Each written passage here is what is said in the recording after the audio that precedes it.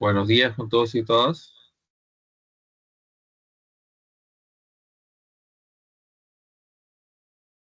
¿Qué tal, jóvenes? ¿Cómo están? No sé si está filtrando.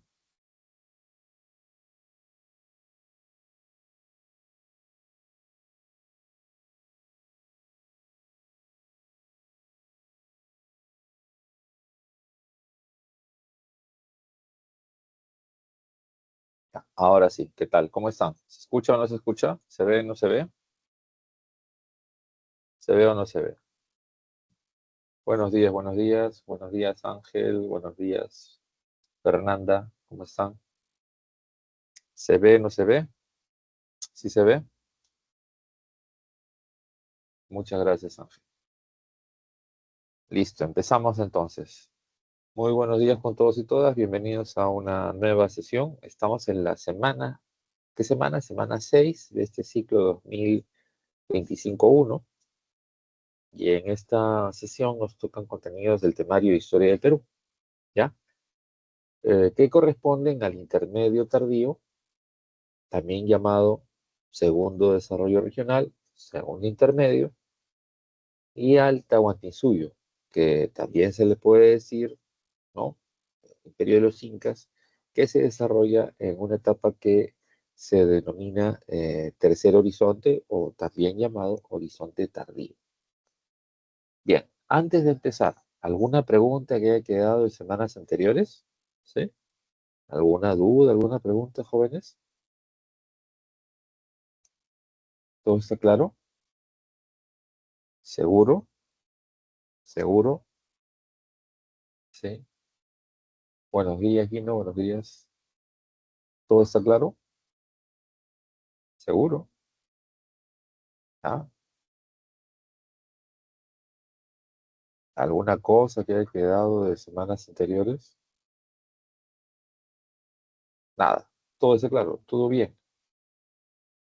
Bueno, entonces si está todo claro, entonces vámonos a la clase. ¿Ya? Vamos a la clase.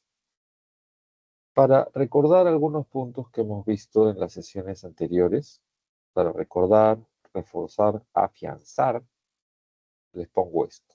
Esto lo hablamos también en la semana 2 y en la semana 4, pero lo pongo nuevamente porque corresponde a esta temática.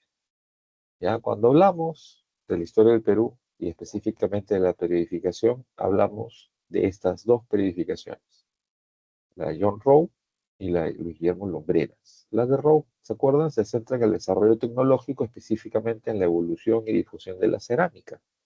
Esta es la teoría funcionalista. Y años después, Luis Guillermo Lumbreras, que fue profe en San Marcos, planteó una teoría basada en el análisis del desarrollo económico y social y las características, las evidencias que manifiestan la formación del Estado. Esta es la teoría también que ha sido denominada como teoría materialista. Estas dos teorías, a pesar de que el enfoque teórico metodológico es distinto y la evidencia es distinta, son complementarias para poder entender el proceso de la historia del Perú prehispánico. ¿Está claro? Y para precisar más, esto también lo hemos visto en la semana, también 2, en la 4 sobre todo. ¿Qué son horizontes? Son procesos culturales panandinos, ¿ya? Es decir, que abarcan una gran extensión.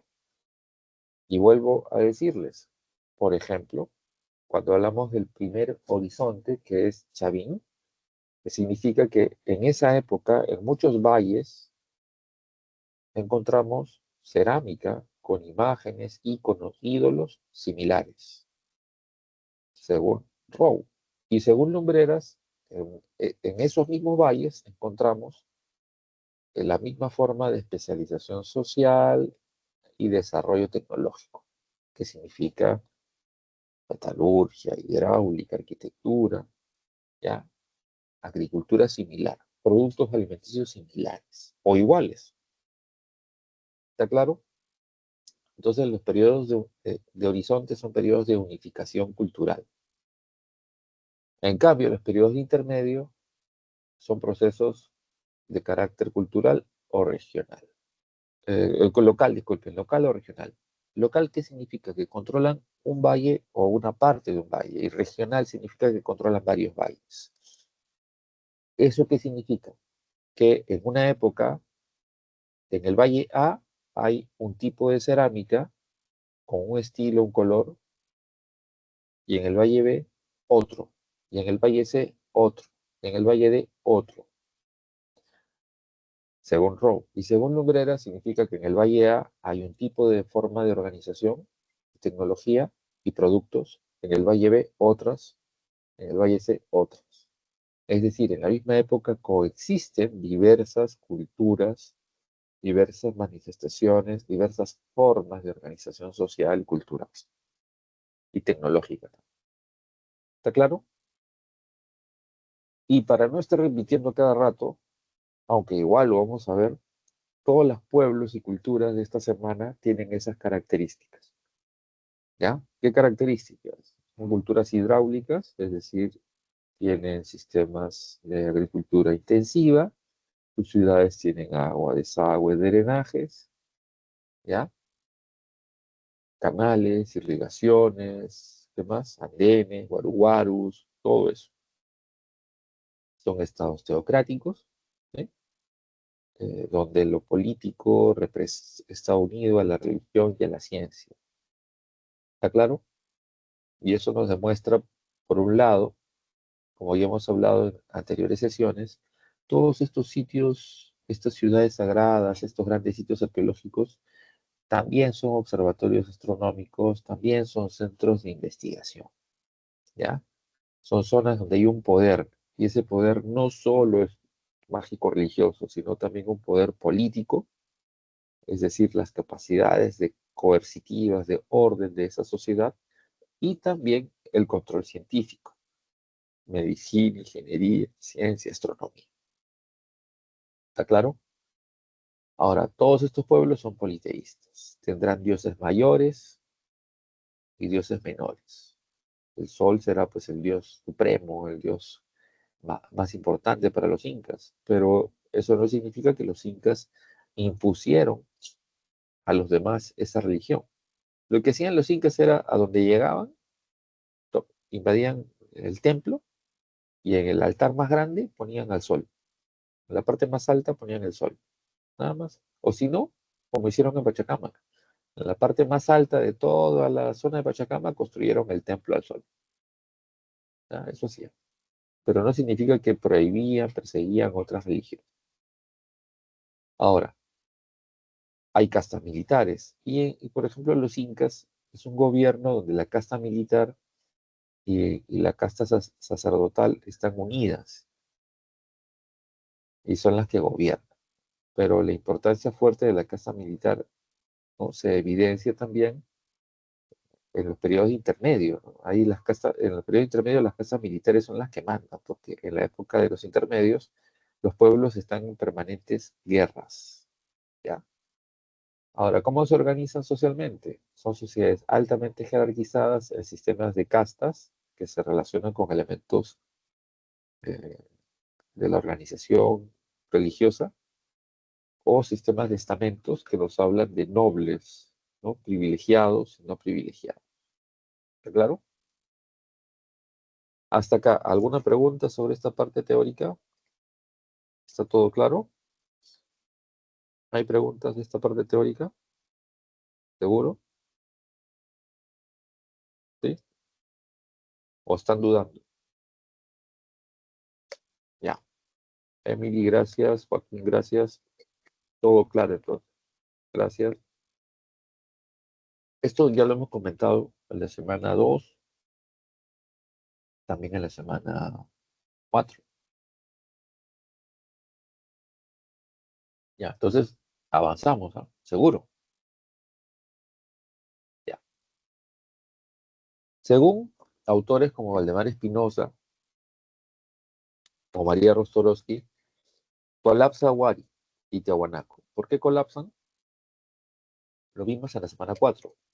Estos dos grandes imperios eh, no pueden, primero, soportar los cambios climáticos y ambientales que se producen entre el año 900 y el año 1000. ¿Qué cambios climáticos? Sucesivos meganiños con prolongadas sequías. Y este cambio climático genera que muchos pueblos del oriente y del sur, nómades sobre todo, pierdan sus hábitats. Se sequen sus ríos, se sequen sus pastizales, se sequen sus tierras. ¿Y qué hicieron estos pueblos? Invadir, ¿ya? Subir las, los pasos de cordillera e invadir los territorios de los Andes centrales. Primero cae Huari y luego cae Tiahuanaco, ¿ya? Y el resultado es la formación de más de 200 estados regionales o reinos locales o señoríos étnicos.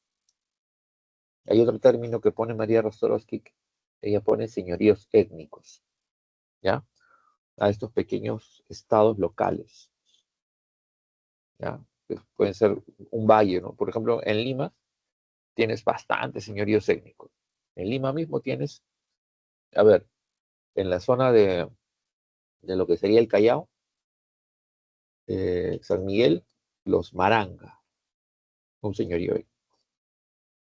En el centro de Lima, una gran parte del centro de Lima, los Ishma. En el cono norte, los Koyi. En el cono este, los Lati. Y hacia el sur de Lima está el señorío del santuario de Pachacama. Esa es una característica propia, ¿no?, de esa fragmentación cultural de los intermedios. Ahora, estos pueblos son independientes entre sí, pero se articulan por redes de comercio, ¿ya? Y luego se unen. Por ejemplo, cuando los chimús conquistan se expanden y llegan hasta el valle del Chillón, que es el cono norte de Lima. Los distintos pueblos que hay acá se unen y están en una guerra que duró varios años, y en ese contexto de esa guerra contra los chimú llegan los incas, ¿ya? Y los pueblos de acá, de Lima, se unen a los incas, le juran lealtad a los incas y continúan la guerra contra los chimú hasta conquistar el reino chimú, y el final de esa guerra es la destrucción de la ciudad de Chanchán, ¿ya? Entonces hay bastantes. Valdemar Espinosa dice que son más de 220 estados regionales o señoríos locales o señoríos étnicos, y se andan peleando todos contra todos, o se hacen alianzas para enfrentar a un enemigo mayor, ¿no?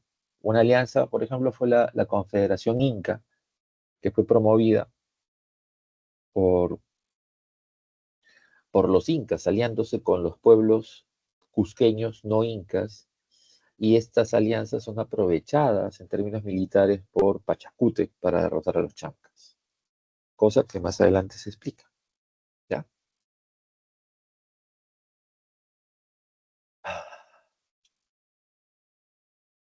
Bien, ¿alguna pregunta hasta acá? Porque ya salimos de la parte teórica.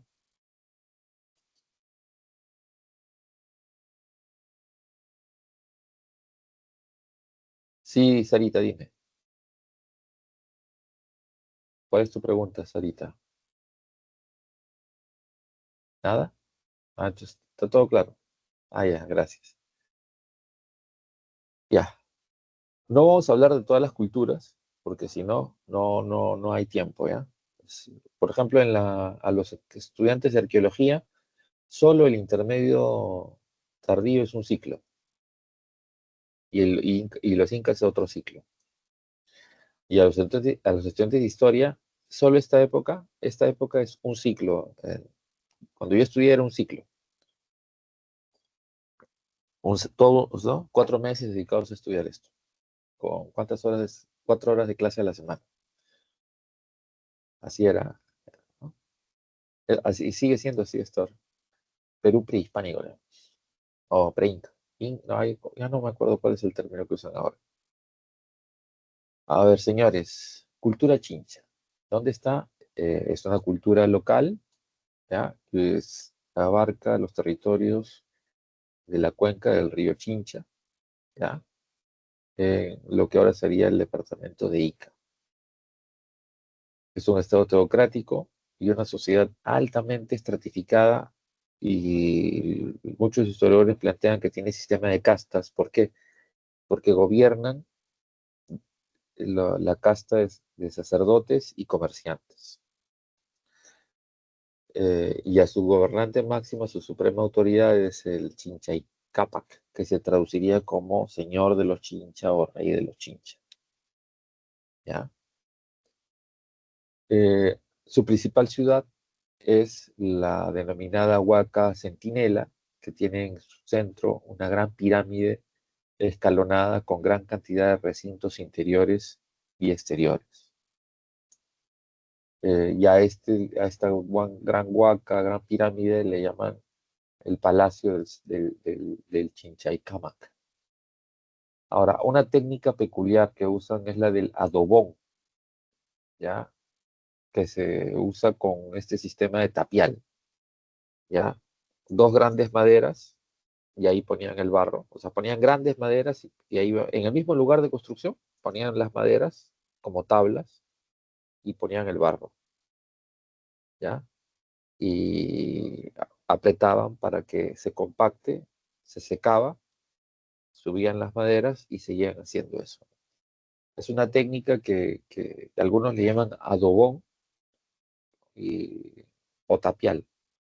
No es que el adobe, porque los adobes se hacen de distinto tamaño, ¿ya? Desde unos que parecen libritos y otros adobes más grandes, tamaño del ladrillo o más grande. Pero el adobón o tapial no lo puedes mover, lo construyes, lo elaboras ahí en el muro de esa estructura. Y eso se difundió, ¿no? En muchos de estas culturas del intermedio tardío. Ahora, tienen un sitio arqueológico, Tambo de Mora, que es un puerto, ¿ya? Y este puerto es muy importante porque es la cabeza de una red, el centro de una red de comercio que va por el norte hasta el Ecuador y por el sur hasta Chile, ¿ya? Pero a la vez, desde Tambo de Mora, una red que va hasta la selva y otra red, ¿no? Y otra que va hasta el altiplano, al altiplano, ¿no? O sea, la meseta del Collao, el lago Titicaca.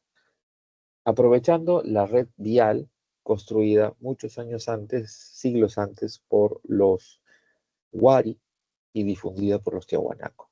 Esta red vial permite articular una red de comercio nacional e internacional que es, ¿no?, liderada, encabezada por los Chincha. ¿Está claro? Y por eso se habla de comercio triangular, es decir, que hay un intermediario, que serán los chinchanos. Y cuando se dice comercio, obviamente hay comercio sin necesidad de moneda. Acuérdense que la moneda surge en la edad de hierro, y bien avanzada la edad de hierro, ¿no? Porque la edad de hierro, para algunos autores, empieza a difundirse entre el 1800 al 1000, ¿sí?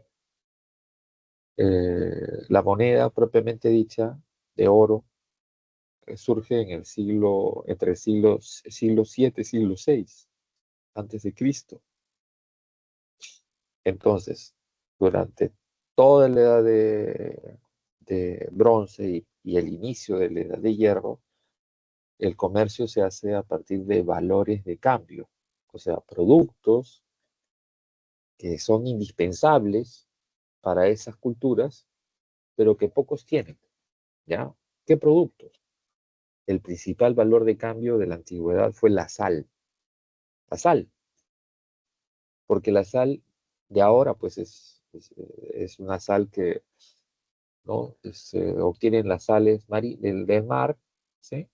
Y se le ponen algunos nutrientes, por eso se le llama sal yodada, para que tenga consumo humano, ¿no? Para que no te enfermes. Porque si tú consumes sal, solo sal marina, sal de precipitación del agua, o no, de secado del agua, esa sal no tiene la suficiente cantidad de yodo, ¿ya? Para que sea nutritiva. Lo loco es que, ¿no? Todos los mamíferos necesitamos de sal con yodo, y esa con sal yodada, de manera natural, se encuentra en minas, ¿ya? En minas. Entonces, no es un recurso abundante. Entonces, con el paso del tiempo, la investigación científica dio lugar a eso, ¿no? Ya en el siglo XX agarraban sal de mar, sal de lagunas, y le ponían yodo y listo, ¿no? Entonces, por eso la sal bajó de precio. Hace más o menos 100 años fue ese proceso, para 1930, 40, por ahí. Pero antes de eso, la sal era carísima, carísima, carísima, carísima, ¿ya? Ahora la sal es baratísima, ¿no? Un kilo de sal actualmente está $1.50. Hace 100 años, un kilo de sal costaría, como comprarte una laptop o un iPhone. No es broma, la sal era carísima. La sal, en muchas culturas valía más que el oro, ¿ya? Entonces tienes, en todos los pueblos, repito, edad de bronce, ¿qué valores de cambio? Sal, ¿qué otro valor de cambio importante? El espondilus, ¿ya? El espondilus, estas conchas de aguas tropicales que son usadas como ofrendas para los dioses. ¿Qué otro valor de cambio? Cobre, estaño. Con el cobre y el estaño, ¿qué se hace? A ver, ¿qué se hace con el cobre y el estaño? A ver, ¿quién sabe? A ver, póngalo en el chat, pues. ¿Qué se hace con el cobre y el estaño? Nada. El bronce, muy bien, Brian, el bronce. ¿Monedas? No, Darío. Las monedas, repito, son de edad de hierro. Y las monedas, las más antiguas, son de oro. Luego de plata, y luego se hacen monedas de aleaciones distintas. Y las actuales monedas son base de hierro, ¿no? No tienen valor intrínseco, o sea, valor real, ¿ya? Las monedas antiguas sí tienen valor real. Si tú miras una moneda en la colonia, ¿ya? El peso español de 8 reales es de plata pura, ¿ya? Y el ducado español es de oro puro, ¿ya? Y así se mantuvo. Pero luego ya comienza a surgir el papel moneda, y lo que tenemos ahora son todas las monedas. En economía les deben haber explicado, ¿ah? Tienen un valor numerario, un valor simbólico asociado al poder del gobierno. Más rico y poderoso el país, su moneda vale más, ¿ya? ¿Está claro? Entonces, ¿qué otro valor de cambio de esa época? Tenemos sal, tenemos póndilus, cobre, estaño, coca, ¿ya? La coca seca. ¿Qué más? Para algunos lugares, charqui, para otros lugares, pescado salado, para otros lugares, el ají seco, el ají secado, porque son productos que no son abundantes, ¿ya? En la sierra el pescado es muy valioso, ¿ya? Y en la costa el charqui es muy valioso. En todos los Andes, la coca, ¿ya? En todos los Andes la coca es muy valiosa. En todos los Andes el ají, el espondilus, el cobre, el estaño, la sal, son muy valiosos. ¿Está claro? Entonces, por eso se dice, ¿no? Un intercambio a larga distancia de productos exclusivos, que pocos tienen, pero todos necesitan. No es que quieran, necesitan para su desarrollo tecnológico o cultural, ¿ya? Y se llama triangular, ¿por qué? Porque hay un intermediario, y ese intermediario son los chinchanos, con su gran red de intercambio, No es que la gente de Puno se va a ir al Ecuador a traer espóndilos, no. Hay un intermediario que les abastece de este recurso para sus rituales. Y por si acaso, ¿no? Hay gente que dice, ay, sí, pero en la antigüedad la gente gastaba recursos comprando cosas, para la cuestión religiosa, ¿no? Ahora también, ¿sí? Ahora también la gente compra velas, incienso, ¿sí o no? Velas, incienso para temas religiosos, ¿ya? ¿O no? A ver, silografía está fácil, ¿no? Tallado en madera. Los más representativos los podemos ver en varios museos, ¿ya? En el Museo de Pueblo Libre, que es el Museo Nacional de Historia, Arqueología y Antropología del Perú. Podemos ver estos remos, ¿ya? O mangos, o cabezas de los timones de los barcos de los comerciantes chinchanos, tallada, ¿no? Es una madera dura, muy finamente tallada. Ahora, su cerámica es utilitaria, o sea, no es tanto para uso ceremonial o de ofrendas, ¿ya? Es polícroma, son grandes botellas decoradas con figuras o motivos geométricos. Y obviamente hay mucha influencia de culturas previas como los Wari, por ejemplo, o los Nazca. Decadencia. Bueno, los chinchanos, ¿quién los conquista? Los incas, ¿no? Los incas, a todos los pueblos que vamos a hablar, los conquistan de manera pacífica o de manera violenta, ¿no? A los chinchanos los conquistan de manera pacífica. Chimú, ¿dónde queda Chimú? La cultura Chimú se convirtió en un gran reino que controló los distintos valles, de la costa norte del Perú, y llegaron a conquistar hasta Tumbes por el norte y hasta el Valle del Chillón por el sur. ¿Está claro? Como les dije, los pueblos de Lima se unieron y los botaron a los Chimú hasta la zona de Paramonga, pero la guerra continuó. Cuando los incas conquistan a los pueblos de Lima de manera pacífica, los incas, ¿no?, dirigen la guerra contra los Chimú hasta derrotarlos.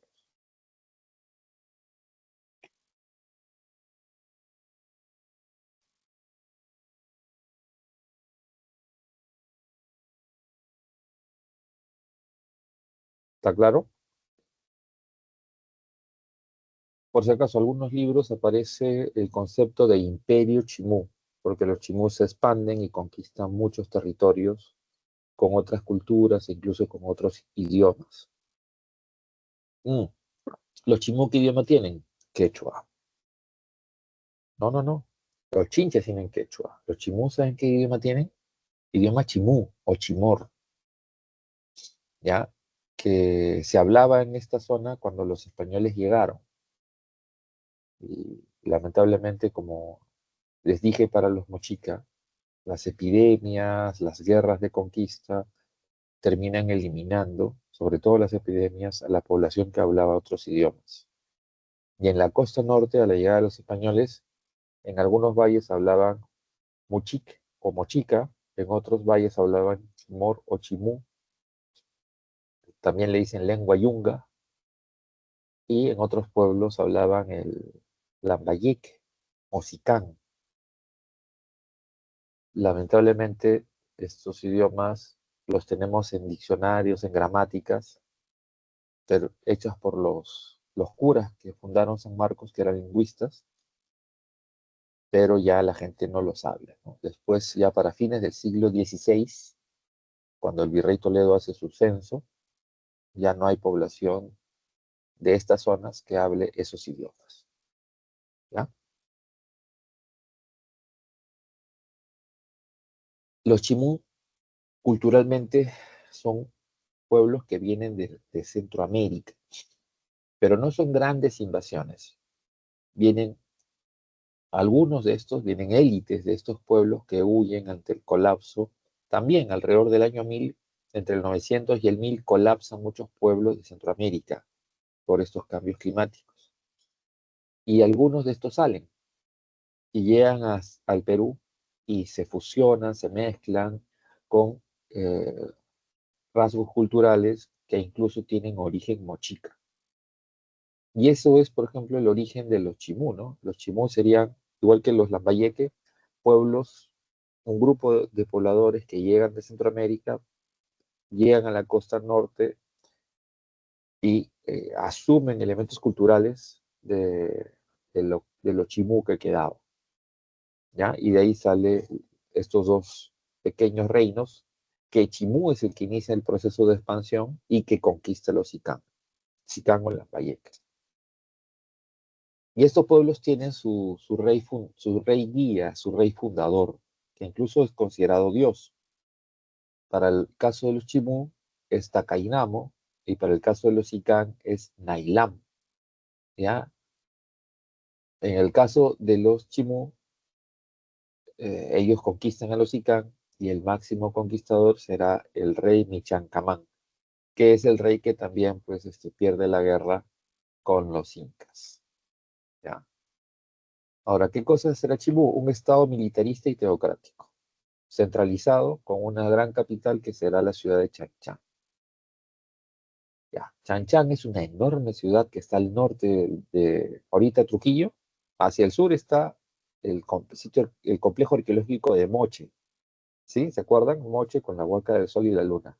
Y al norte de la ciudad de Trujillo está la ciudad de Chanchán, que es enorme y estaba rodeada por una gran muralla de más o menos 6 metros. Muralla todo de adobe. Y al interior de la ciudad de Chanchán existen grandes palacios. Se han encontrado 10 ciudadelas amuralladas o grandes palacios, y cada uno de ellos corresponde a uno de los grandes reyes o gobernantes que se sucedieron en la cultura chimú, ¿ya?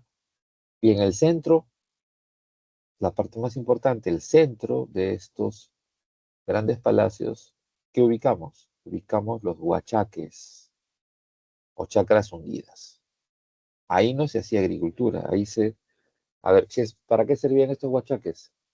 Para permitir la filtración del agua de la napa freática del subsuelo, pero al mismo tiempo estos huachaques se conectaban con tuberías de cerámica a los grandes canales de irrigación que venían desde la sierra, ¿ya?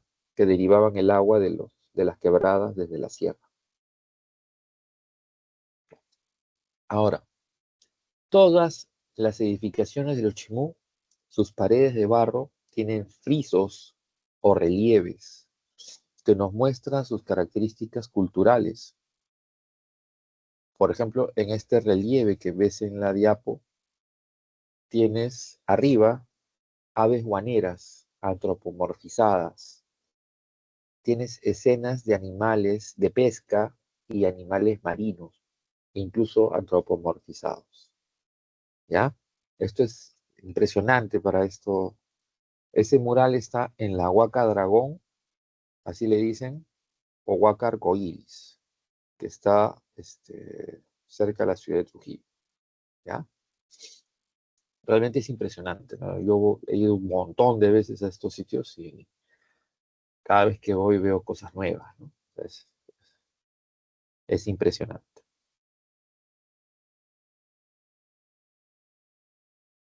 Bien, ahora, estos guardianes, entonces entrabas al palacio, ¿ya? Entrabas al palacio, había un recinto exterior y luego cruzabas la puerta y encontrabas ahí a estos dos guardianes de madera, casi en tamaño real, que te daban el acceso hacia los recintos interiores del palacio, ¿ya? Realmente es impresionante, ¿no? Esto es, uno se queda con la boca abierta, el lujo, ¿no? El detalle que tienen estas culturas. A ver,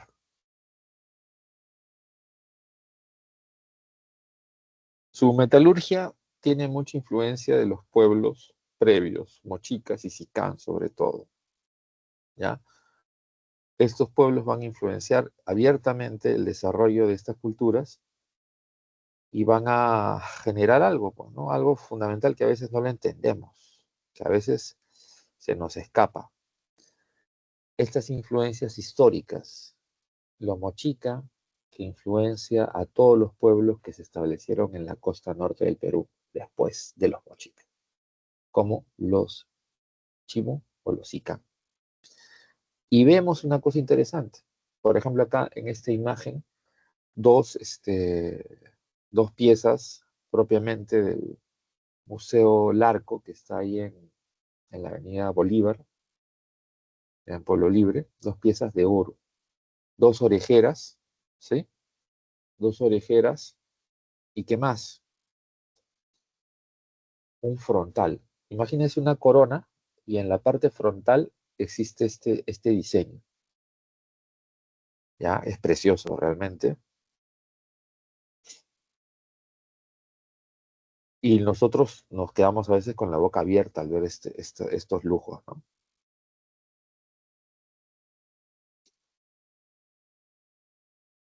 Y esto es de oro puro. Ahora, voy a insistir en un punto, señores, tengan cuidado porque he visto que muchos libros, separatas, manuales, incluso profesores de academias, meten la pata y te dicen que el tumi, ese tumi ceremonial, ya, que aparece como imagen en todos lados, es un tumi chimú. No, no, no, no, no, para nada. El tumi ceremonial, que ubicamos en muchas imágenes, es un tumi de qué cultura? De la cultura Sicán. Y ese tumi estuvo en el Museo del Oro, que está en Monterrico. Y a fines de los años 80, unos ladrones entraron al museo y se llevaron varias piezas de oro, incluido el tumi ceremonial. ¿Ya? ¿Qué creen que pasó? Destruyeron el tumi para fundir el oro y se perdió. ¿Qué hicieron los del Museo del Oro? Reconstruyeron, ¿no? Usando imágenes, diseños que tenían de ese objeto, hicieron un nuevo Tumi, pero que no es el original. Y ese está en el Museo del Oro, en exhibición. Y ese es el que todo el mundo le toma foto, aparecen portadas de libros, en separatas, manuales, guías, en todo lado. ¿Ya? Pero ese no es el original.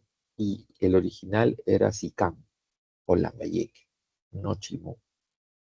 Ya, más bien luego habrán otros cuchillos ceremoniales Chimú con los elementos y las influencias culturales de los Sicán y de los Mochica. ¿Está claro? ¿Está claro o no está claro? A veces eso nos estamos olvidando, jóvenes. Y la gente comete errores, ¿ah? Yo conozco profesores incluso de academias que los de universidad no, pero los de academia sí se paltean y meten la pata, ¿no? Meten la pata rochosamente y dicen que el Tumi es Chimú. Y se molestan cuando le dicen, no, no es Chimú, es Sicán. Se molestan, ¿no? No, pero... Y uno me dijo, tengo 20 años enseñando en academias y colegios. Sí, pues, estás equivocado. Repujado. Ya, imagínate una lámina, una plancha de plata, y le vas haciendo forma, le vas tallando y se forma un relieve en esa lámina de oro o plata. ¿Ya? ¿Nunca has tenido una joya, Emily? ¿Ya? Repujado es eso, el tallado en la lámina de oro o de plata se va haciendo un relieve, ¿ya? Un relieve para darle forma a ese objeto. ¿Está claro?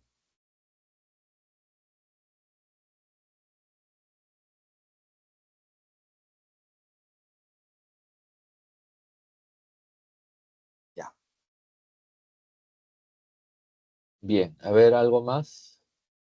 ¿Cómo era su cerámica? Su cerámica era con molde. Su cerámica era con molde, ¿ya? ¿Cómo es eso con molde? Imagínate una plancha de arcilla cruda, ¿ya?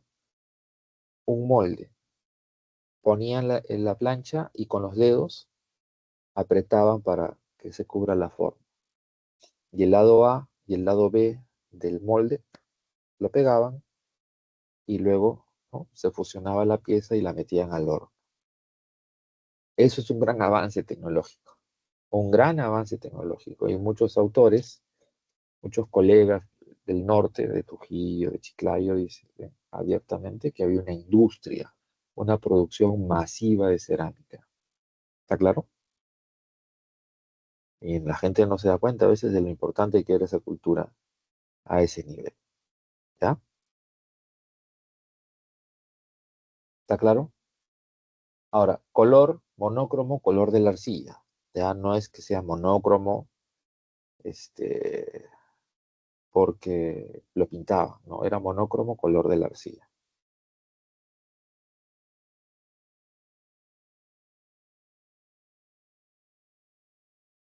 A ver, ¿alguna pregunta de ahí que no esté claro? Forma escultórica está fácil, ¿no?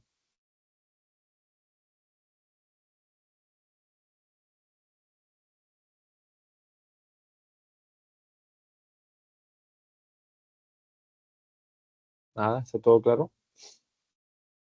Tu religión es politeísta. Ya, eso es obvio, ¿no? Son politeístas. El culto a los principales elementos de la naturaleza, ¿ya? A la luna, al mar, al sol, ¿ya? Y obviamente un culto a sus reyes. Hay una divinización de sus gobernantes, ¿ya? Una divinización de sus gobernantes que es muy, muy propio de los pueblos de la antigüedad. Todos los pueblos de la antigüedad, no todos, la mayoría, sus reyes son divinos. Por ejemplo, lo vamos a ver en los incas, ¿no? Con mucha fuerza. A ver, hay gran cantidad de sacrificios humanos en las huacas, en los templos de estos pueblos, hay muchos sacrificios humanos, ¿ya? Eh, incluso unas últimas investigaciones señalan de que los sacrificios humanos más numerosos, o sea, un ritual con sacrificios muy numerosos, es el que han hecho a los dioses Chimú en templos que van desde Guarmey hasta la Libertad, desde Ancash hasta la Libertad. En esos templos sacrificaban a muchas personas, o sea, en una sola fiesta o ritual sacrificaban un montón de gente. Terrible, ¿no? Ahora, ¿cómo caen los Chimú? Bueno, los incas ya entran en guerra con los Chimú y después de una prolongada guerra, los incas al mando del príncipe Tupac Yupanqui van a sitiar la ciudad de Chanchán. ¿Ya? ¿Cómo es sitiar? Las tropas rodean la ciudad, pues. Cierran la ciudad, la van a sitiar. Y para tomar control de la ciudad, Tupac Yupanqui es muy inteligente y ordena que se derive el agua en la parte alta de la ciudad, o sea, en la parte alta del valle de Moche, las acequias se rompan, ¿ya? Y el agua se vaya a otros lugares. El agua no vaya a la acequia porque esas acequias, esos canales de irrigación, terminaban abasteciendo la red de agua de la ciudad de Chanchán. Cuando pasó eso, Chanchán pudo resistir y aguantar mientras sus huachaques tenían agua. Cuando sus huachaques perdieron agua, Michancamán y la élite Chimú buscó negociar y se terminaron rindiendo ante los incas. Pero Tupac Yupanqui no aceptó eso, destruyó la ciudad. Solo se salvaron los niños, adolescentes y los artesanos. para ser convertidos todos ellos en yanaconas. El resto de la población fue asesinada, masacrada, y la ciudad de Chan fue destruida por completo. ¿Ya? Eso hicieron los incas, por si acaso. Si alguien te ha dicho que los incas conquistaron de manera pacífica, sí, hubieron varias conquistas pacíficas, pero algunas eran brutales, brutales. ¿Ya? Algo similar les va a pasar a los chancas y a los chachapoyas. Si te enfrentas militarmente con los incas, vas a perder. Los sobrevivientes, que son civiles, se convierten en yanaconas, y los sobrevivientes, que son militares, se van a convertir en pinas o piñacunas, que más adelante vamos a explicar esos conceptos. Bueno, los chancas son el otro pueblo de la sierra centro-sur del Perú que inicia un proceso de expansión y conquista. Desde la zona de Andahuaylas en Apurímac comienzan a conquistar territorios en Ayacucho y Huancavelica, ¿ya? Hasta que son frenados por los incas, y en la batalla de Yaguarpampa los incas los derrotan, y más bien los incas empiezan ahí su proceso de expansión, ¿ya? Ahora bien, todos estos pueblos tienen mitos, mitos de origen, ¿no? Y los mitos de origen de los chancas hablan de que su origen mítico, su pacarina, son las lagunas de Choclococha y Urcococha, que están en las alturas de Andahuaylas.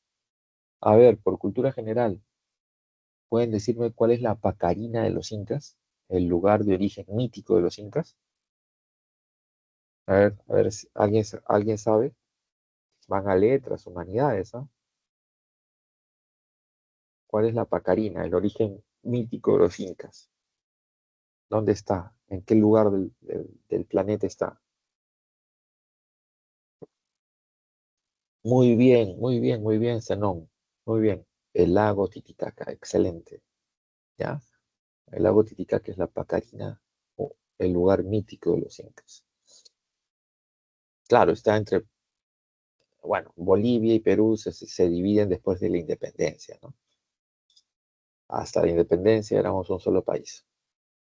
Ya veremos más adelante que hubo una guerra que intentó unificar otra vez Bolivia y Perú, pero que esa guerra se perdió. ¿Ya? Bien. Ahora, a la población chanca que sobrevive a la guerra, ¿ya? A parte de la población civil la vuelven yanacona, y a otra parte de la población la envían como micmacuna o colonizadores a una zona de la selva, la zona de Lamas, selva alta, Lamas en San Martín. ¿Ya? Entonces los incas hacían eso, era un imperio despótico, no había derechos. Entonces, si había mucha densidad demográfica en un lugar, sacaban parte de la población y lo mandaban a otro sitio, a la mala. ¿Ya? Es una planificación despótica, ¿no? Ahora, el otro gran pueblo de esta época son los reinos aymaras o collas. ¿Por qué collas? Porque viven pues en la cuenca, en toda la cuenca del lago Titicaca, que a su vez es la meseta del Collao, que incluye partes de Perú y partes de Bolivia. ¿Está claro? Son pequeños reinos autónomos entre sí, pero que comparten un origen común, porque todos estos pueblos, su origen es las tribus aymaras que invaden el imperio tiahuanaco. Pero al invadirlo, destruyen su capital, Taipicala, pero se conserva para ellos el uso de su tecnología, reflejada en la hidráulica, la ingeniería, la agronomía, la arquitectura, ¿ya? E incluso también comienzan a tomar como dios principal, como uno de sus dioses principales, al dios Huiracocha, ¿ya? Estos van a ser conquistados por Pachacute de manera pacífica. Y más bien Pachacute, cuando los conquista, al ver su gran desarrollo en arquitectura e ingeniería, que es heredado de los Tiahuanaco, Pachacútec decide reconstruir y modernizar la ciudad del Cusco usando a los ingenieros y arquitectos collas o aymaras. Entonces, si vas al Cusco actual, las construcciones incas que hay en el Cusco corresponden a esta reforma arquitectónica que inicia Pachacútec utilizando a los arquitectos e ingenieros aymaras. Lo mismo Sacsayhuamán, lo mismo Machu Picchu. ¿Ya? Ahora, una peculiaridad de las estructuras arquitectónicas y de la cultura de los aymaras son estas chulpas, que son torres funerarias. Dentro de estas torres ponían los fardos funerarios de sus ancestros, ¿ya? Malcus son sus jefes, ¿ya? A ver, miren, ¿eh? En quechua, en quechua es curaca, en aymara es malcu, y en los idiomas caribe que van a influenciar, sobre todo en la costa norte del Perú, el jefe es el siquesh o cacique, ¿ya? Al final los españoles, como cuando conquistan, se quedaron mucho tiempo en el Caribe, utilizaron el término cacique para todos los jefes locales de todos los pueblos, ¿no? Entonces, y lo ponen como ley. Entonces, ya todos los curacas les van a decir caciques en el área quechua. Y a todos los malcus en el área de Mara les van a decir caciques también. Pero esa es una peculiaridad, repito, ustedes van a letras, humanidades, sociales, les meten más preguntas, por si acaso. Acuérdense bien, Curaca es el jefe del Ayllu en quechua, Malcu el jefe del Ayllu en aymara, y cacique el jefe del pueblo, comunidad o Ayllu, pero con los idiomas del Caribe. Y la influencia de estos idiomas en estas culturas que invadieron en el intermedio tardío partes de la costa norte del Perú, como los Chimú o los Lambayeque. ¿Está claro? ¿Alguna pregunta hasta acá? ¿Sí? ¿Está todo claro? Ya, entonces nos vamos a otro tema. Otro gran pueblo, los Chachapoyas. Los Chachapoyas, ¿ya? Son una cultura que controló varios valles en la zona de Amazonas y San Martín, ¿ya? Teniendo grandes centros ceremoniales en la zona de Cuelap, que es espectacular Cuelap, y en la zona del Gran Pajatén. Cuelap está en Amazonas y el Gran Pajatén está en San Martín, ¿ya? Eh, Cuelap está en una gran y enorme quebrada, un enorme acantilado, mirando hacia el río como va bajando hacia la selva. Cuelap es un punto estratégico para ver si hay algún pueblo invasor que está subiendo desde la selva, ¿ya? Cuelap es una enorme fortificación, una ciudad amurallada, y hay una peculiaridad, la cultura chachapoyas, la construcción de sus recintos, ambientes es circular. Ya después van a haber otros pueblos más que tienen recintos circulares, pero los chachapoyas van a ser los recintos circulares más antiguos, ¿ya? Y más antiguos y tal vez más espectaculares por el tamaño que hay. Cuelap es la última ciudad de los chachapoyas en caer invadida por los incas, ¿ya? Y el Gran Pajatén es una enorme ciudad también donde, fortificada, pero en la selva alta de San Martín, ¿ya? A ver, cuando los incas toman Cuelap, termina la guerra de conquista a la zona chachapoya y la población civil chachapoya es convertida en yanaconas o sirvientes en el Cusco. Imagínense, desde Amazonas los mandaron hasta el Cusco. Cuando los españoles llegan al Cusco, los sirvientes de los palacios de los incas eran chachapoyas. ¿ya? Y los soldados que sobreviven a estas guerras se convierten en pinas o piñacunas, ya que hacen las tareas más duras, ¿no? Trabajar en los cocales de esa época es un trabajo muy duro. Ahora, algunas características, ¿no? Eh, en las quebradas, en los acantilados de Amazonas, en muchos lugares, en los acantilados ponían estos sarcófagos funerarios. Los más espectaculares son los de Carajía, ¿ya? Donde enterraban ahí en estos sarcófagos funerarios a sus antiguos jefes, ¿ya? Y estas tumbas aparecían como guardianes a la entrada de estos valles o quebradas. Y en el caso de la, de la parte de San Martín, en el valle del río Abiseo, en el camino hacia el Gran Pajatén, en las quebradas se encuentra estos purumachos, eh, pero sobre todo los pinchudos, ¿ya? O sea, estos jefes guerreros purumachos, eh, en sus sarcófagos funerarios, los encontramos en la zona de Amazonas. Pero una representación de estos jefes guerreros desnudos, tallados en madera, los encontramos en la zona de Amazonas, en la zona del río Abiseo, en la entrada a la ciudad de, del Gran Pajatén. Ahora, ¿por qué le dicen pinchudos? Fíjate cómo está la imagen, están desnudos. ¿Ya? ¿Está claro? ¿Alguna pregunta hasta acá? A ver, revisen si falta algo. Revisen, revisen. A ver, les doy unos minutos para que revisen la información. ¿Mm?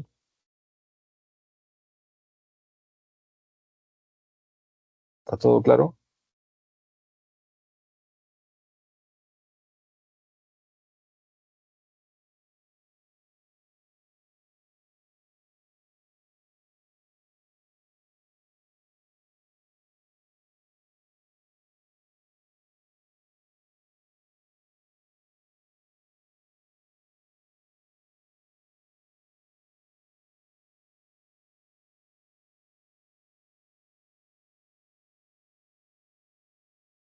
¿Todo claro, señores?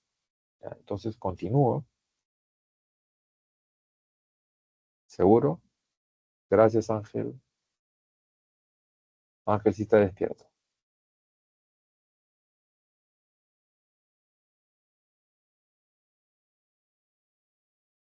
Ya, entonces seguimos adelante.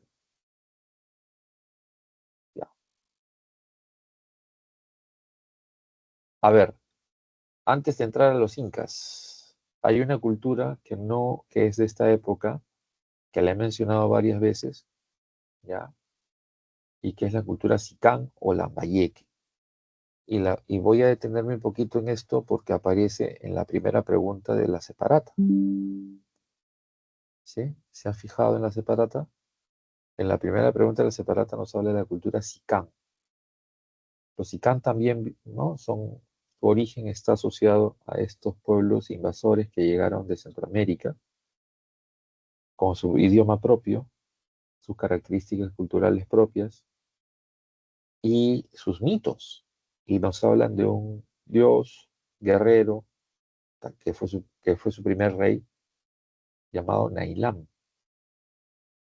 ¿Ya? ¿Está claro?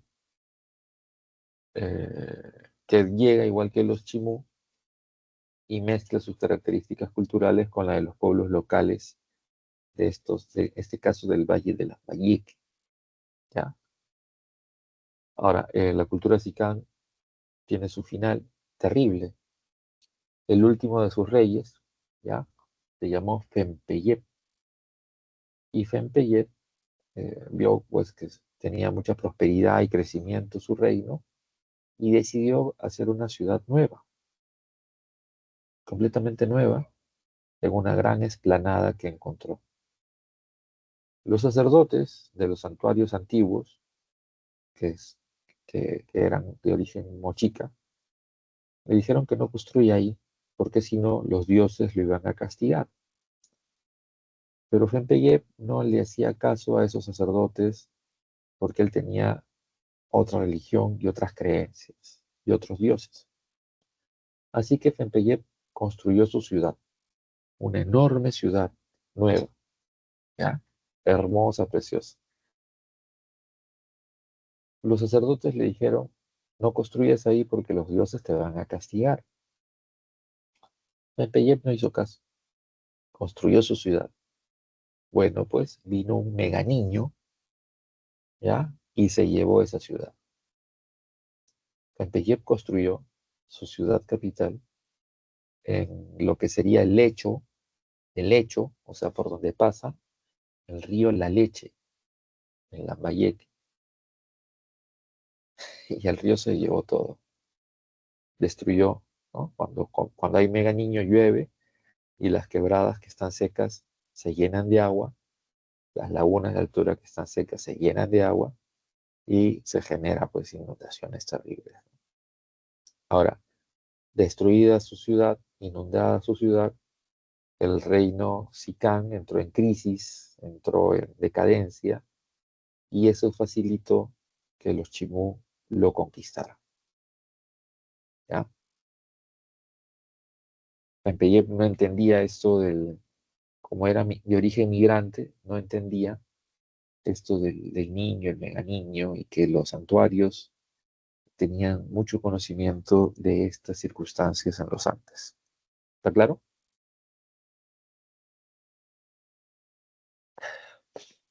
Bien.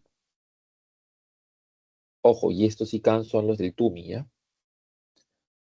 Y son considerados los los orfebres más importantes del Perú prehispánico.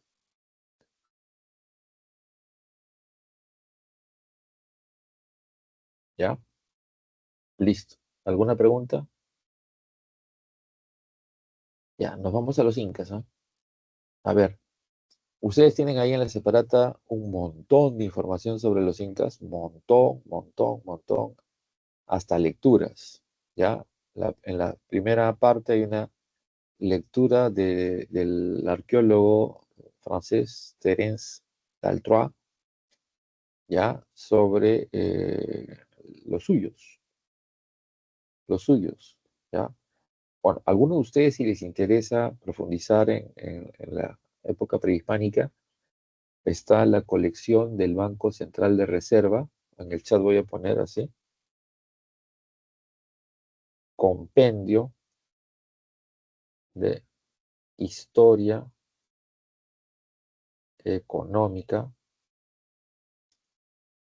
del Perú. ¿De quién? Del Banco Central de Reserva del Perú. Ahí lo puse en el chat. Está en libre acceso en PDF. ¿Ya? ¿Está claro? Ahora, si quieren profundizar más, tendrían que revisar estudios. Actualmente, el investigador que tiene más información, más especializada sobre los incas, es el historiador y es antropólogo, arqueólogo, historiador Brian Bauer.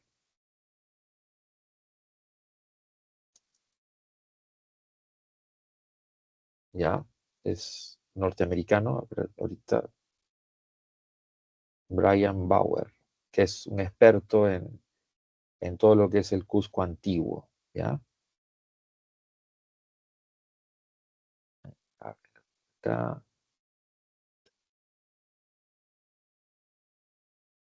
y tiene algunos textos en PDF, pocos, porque sus libros tienen mucha. Brian Bauer, que es profesor de la Universidad de Chicago, ¿ya? De la Universidad de Illinois, la Universidad de Illinois, en un pueblito que se llama eh, Urbana, así se llama el pueblito, Champaign, Urbana, en el estado norteamericano de Illinois. y él es profesor de ahí. Es una universidad chiquitita, solo para humanidades y ciencias sociales, ¿ya? Pero él es el máximo investigador actualmente especializado en los incas. Ahorita. Y hasta los años 90 eran pues Valdemar Espinosa, María Rostorowski.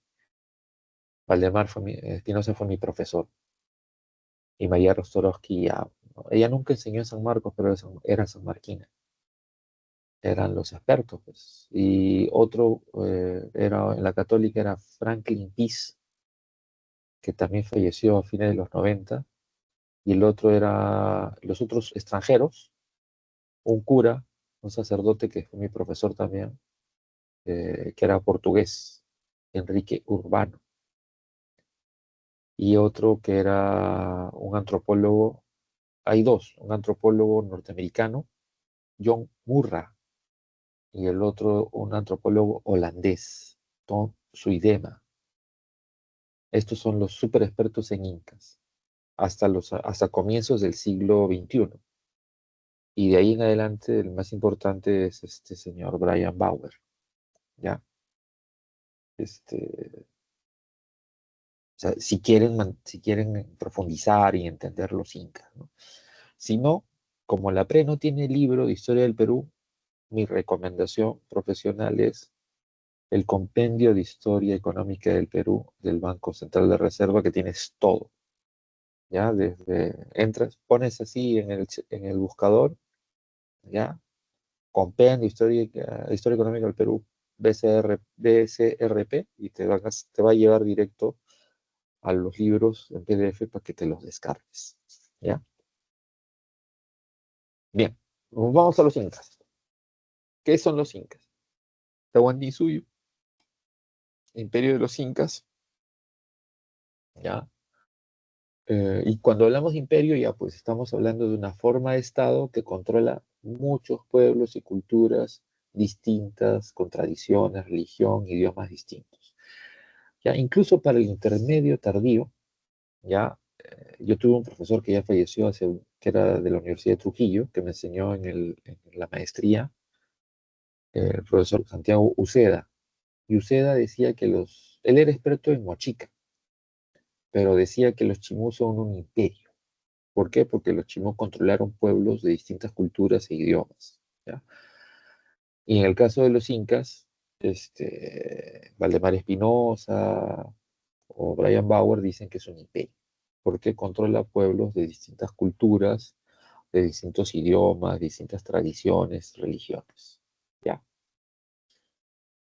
Y es un imperio panandino, es decir, que abarca grandes extensiones de los Andes. Mira ahí el mapa, ese control es enorme, enorme, ¿ya? Que incluye parte de Colombia, parte del Ecuador, parte del Perú, parte de Bolivia, parte de Argentina y parte de Chile.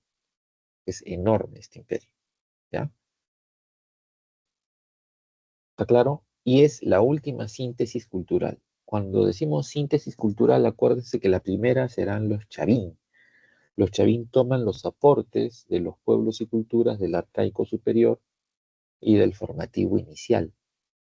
Y toman esos elementos los chavín para construir su cultura y difundir esos elementos en varias zonas de los Andes.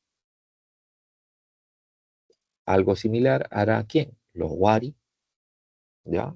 En la costa, sierra y parte de la selva alta en el centro del Perú, y los Tiahuanaco en el sur del Perú hacia el norte chileno y,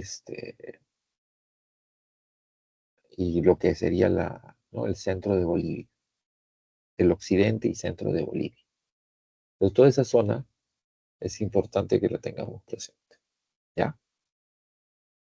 Y los suyos, o regiones, o partes, suyo textualmente significa parte, ¿ya? Cuando hablamos del antisuyo, hablamos de toda la zona de la selva alta. Antisuyo, si se dan cuenta, es selva alta, toda la parte de selva, la parte tropical.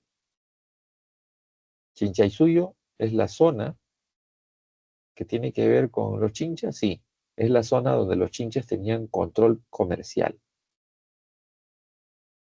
Collasuyo tiene que ver con los collas, sí, es la zona que controlaban los collas o aymaras, ¿ya? Alrededor del lago Titicaca hacia el sur. Y el Contisuyo, que es una pequeña región hacia el oeste del Cusco, ¿ya? Ahí, como ven, ahí es el diagrama de estas fronteras o límites, ¿ya? Que tiene que ver con un sistema de división. Los incas y muchos pueblos prehispánicos no dividen en norte y sur, dividen además en alto y bajo, Hanan, alto, Urin, bajo, norte, sur, este, oeste, los puntos cardinales, o sea, las salidas del sol, ponientes, levantes del sol, y sus perpendiculares, norte, sur. Pero además tenían otro sistema que tiene que ver con las dinámicas de los valles. Entonces, todas estas dinámicas, ¿no?, construyen lo que Tonsu Idema llama un sistema de organización. Eso lo explica en un libro que se llama El sistema de Seques. Seques o límites o divisiones territoriales sagradas de los incas. Los límites en términos ya territoriales, de control territorial, hacia el norte ya los tienes, tú lo sabes, ahí está ahí en la diapositiva. El río Ancasmayo en Colombia. Y hacia el sur, el río Maule en Chile. Hacia el oriente, el límite, la selva alta. Nunca, los incas no conquistaron la selva baja, porque la población de la selva baja es nómade, ¿ya? Y si la conquistas, al poco tiempo se va a ir. Y encima la selva baja tiene un problema, ¿no? Ahora tenemos control, vacuna, medicamentos, pero antes no. Antes lo normal era que la gente llegaba a la selva y se enfermaba de cualquier cosa y se moría. Ya, a ver, antes de la pandemia tuve que ir era parte de una investigación que estuve de estar como un mes en selva, adentro. No Iquitos, no Pucallpa, no, sino adentro. Y para entrar ahí tuve que ponerme varias vacunas, ya, y andar con un botiquín, literalmente, ¿no? Tenía mi canguro y en el canguro tenía pastillas purificadoras de agua y pastillas para varias cosas, ¿no? Porque encima soy alérgico, entonces si me picaba algún bicho y ese bicho tenía algún alergeno fuerte, me mataba, pues. Pero ya, pues, hice mi trabajo de campo, todo. Tuve casi un mes, he metido 4 semanas, sí, metido en selva. No las ciudades no es selva, pues. Selva, y donde no escuchas mototaxi, no escuchas música, solo escuchas el ruido de los animales y de la lluvia. Eso es otra cosa. Entonces, ahora tenemos pues medicamentos, vacunas, un montón de cosas. En el pasado no, pues. En el pasado la gente, los piñas, justamente se dice piña o desdichado. Piña es un peruanismo, ¿no?, que significa desdichado, mala suerte. Los piñas eran enviados a trabajar a la selva y ahí muchos, según los datos de Valdemar Espinosa, la mitad de los piñas o piñacunas, la mitad se moría al poco tiempo, al llegar, ¿ya? De ahí viene el peruanismo, de piña, desdichado, mala suerte, que es un término que los cicleros usan, ¿o no? Uy, qué piña, me faltaron 10 puntos. Uy, qué piña, ¿no? Me faltaron décimas. Ya, si te faltan décimas, ya sí es mala suerte, ¿no? Pero si te faltan muchos puntos, no es mala suerte, es mala preparación, ¿ya? O de repente, San Marcos no es para ti, pues, ¿no?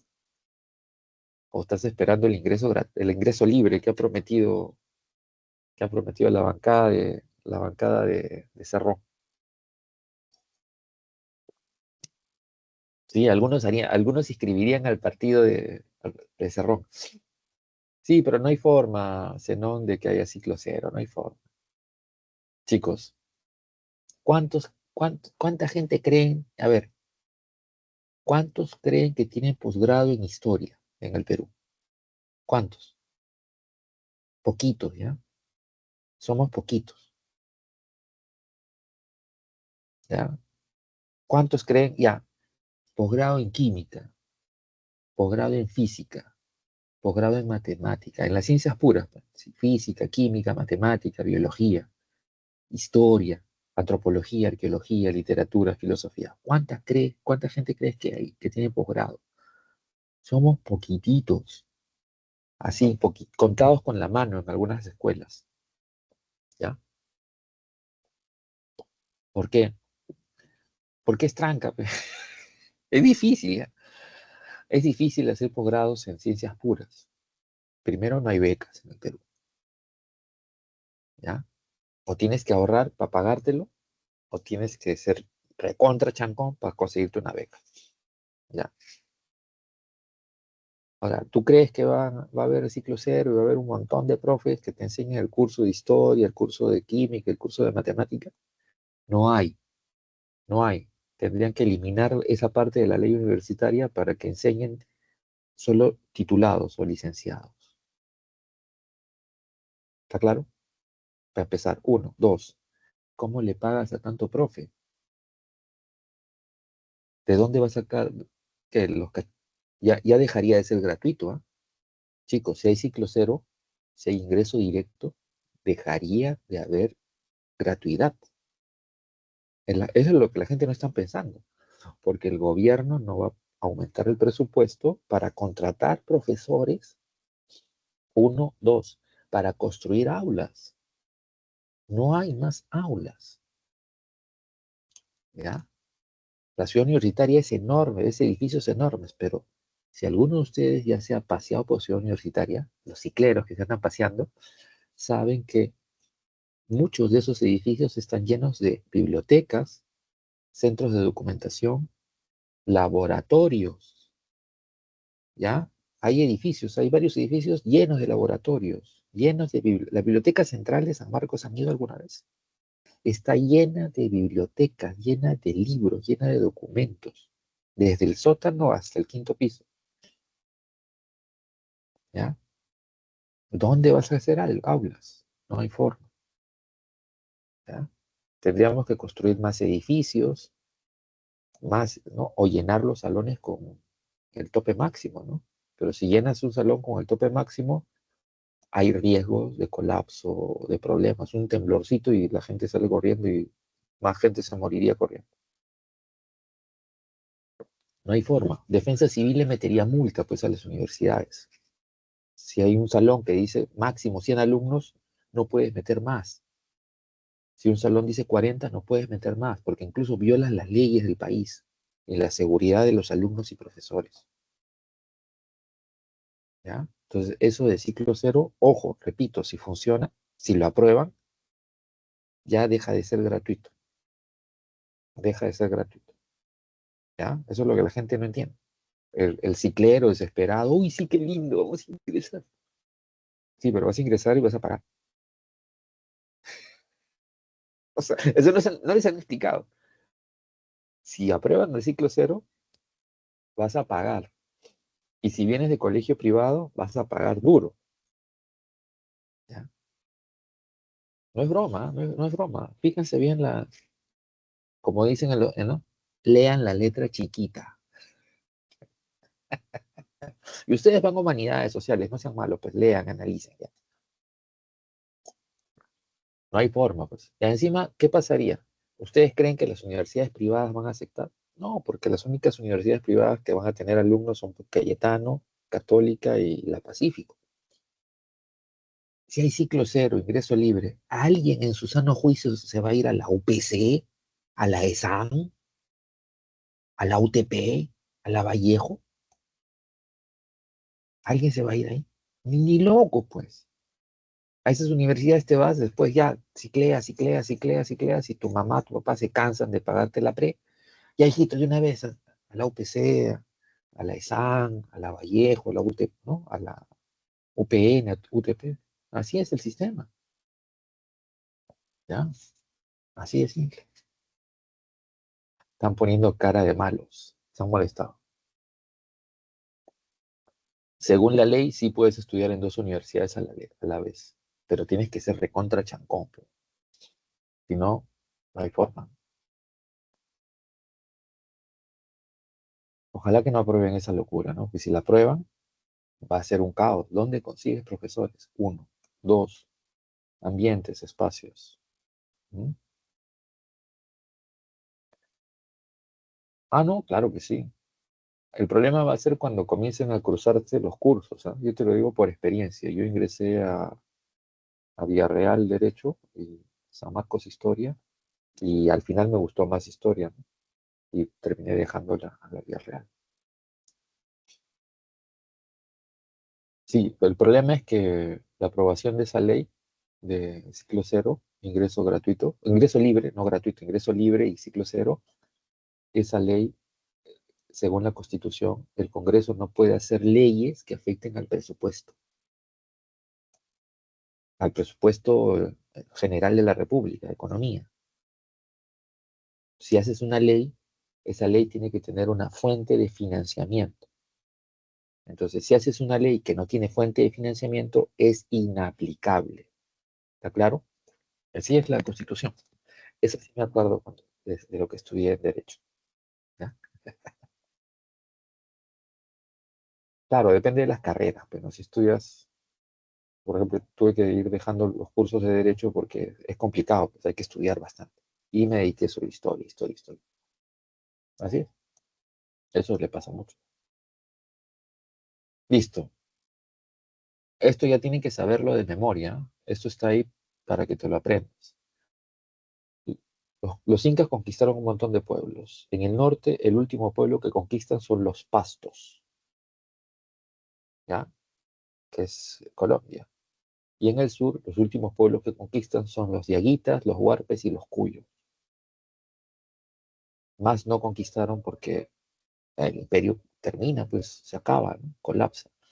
Ojo, Tupac Yupanqui inició la conquista de Chile. Sus tropas cruzaron el río Maule, pero los pueblos de esa zona, araucanos, mapuches, fueguinos y patagones, se unieron y formaron una gran alianza militar y le pegaron a las tropas incas y los hicieron retroceder hasta el río Maule. De ahí viene el nombre de ese territorio, Chile. Chile, si lo traduces literalmente, podría ser frío o picante, pero su explicación etimológica es contextual.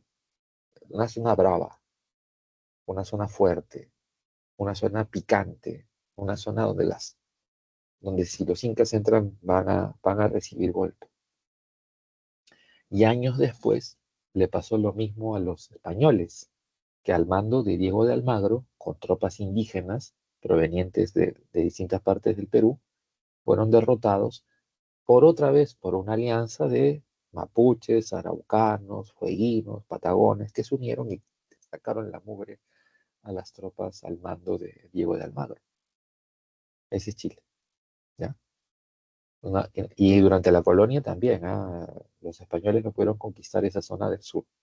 Esa zona del sur de Chile recién es conquistada por la República de Chile, ¿ya? Por las tropas de la República Chilena en el siglo XIX, años antes de la Guerra del Pacífico, ¿ya? Los oficiales y técnicos del ejército chileno de la Guerra del Pacífico habían peleado en las guerras mapuches, en las guerras del sur de Chile. Tenían una experiencia militar de años, de años. Y cuando entraron acá contra las tropas peruanas, se despacharon como si nada y trataron a las tropas peruanas como si fueran indios.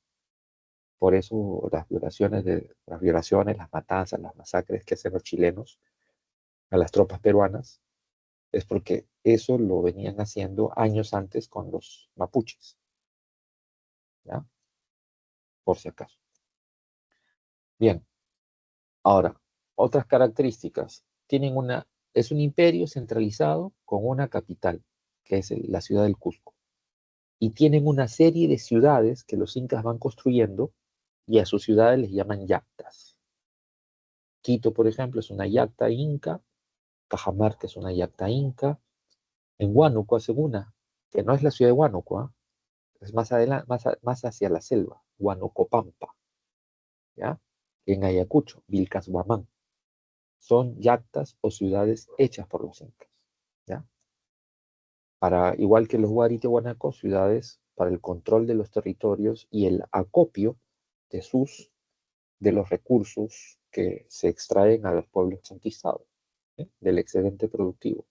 Y estas ciudades sirven para mantener una élite burocrática, sacerdotal y militar, y a su vez grandes almacenes que sirvan para abastecer a estas élites y a los ejércitos que circulan por estas rutas, ¿no? Capañá, que lo tradujeron como camino real o camino inca, ¿ya? ¿Está claro esto? Listo. Vamos a este tema. Desarrollo histórico. Ya cuando hablamos de la historia de los incas, tenemos que tener precisión que es una historia que tiene diversas etapas o fases, ¿ya? Los incas, cuando llegan al Perú, los incas no son originarios del territorio del Perú. ¿De dónde vendrían los incas? Según los estudios, yo tuve un profe que ya falleció, que era una mezcla de historiador y lingüista, Alfredo Torero. Y Torero explica que los incas vienen por su tradición lingüística y sus características culturales, son una de las tantas tribus de origen aymara que salen de lo que ahora sería Argentina y que invaden el territorio tiahuanaco y se desplazan por los Andes, ¿ya? Los incas hablaban otro idioma, que era el puquina. No sé si han escuchado del puquina. Hablan el idioma denominado puquina, ¿ya? Y además, ¿cómo le llaman al quechua a los incas? El lenguaje de la gente. Runa, gente, común, sí. Runa, hombre común, simi, idioma. El idioma, el lenguaje de la gente, el quechua. Y ellos hablan otro idioma que es el puquina, que es un idioma derivado ¿de quién? Del aymara, ¿ya? Eh, ¿Está claro?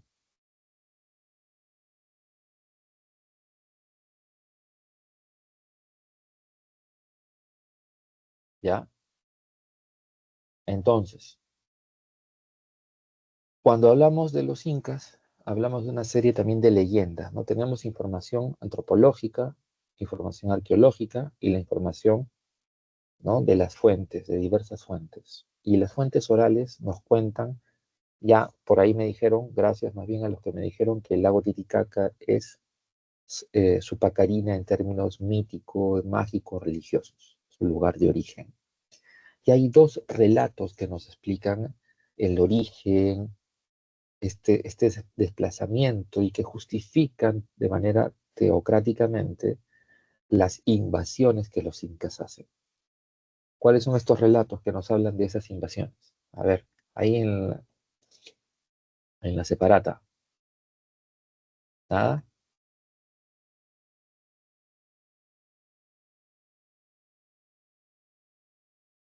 ¿Nada? ¿Cómo se llaman estos relatos? Uno es un mito lleno de relato mágico religioso. ¿Mm?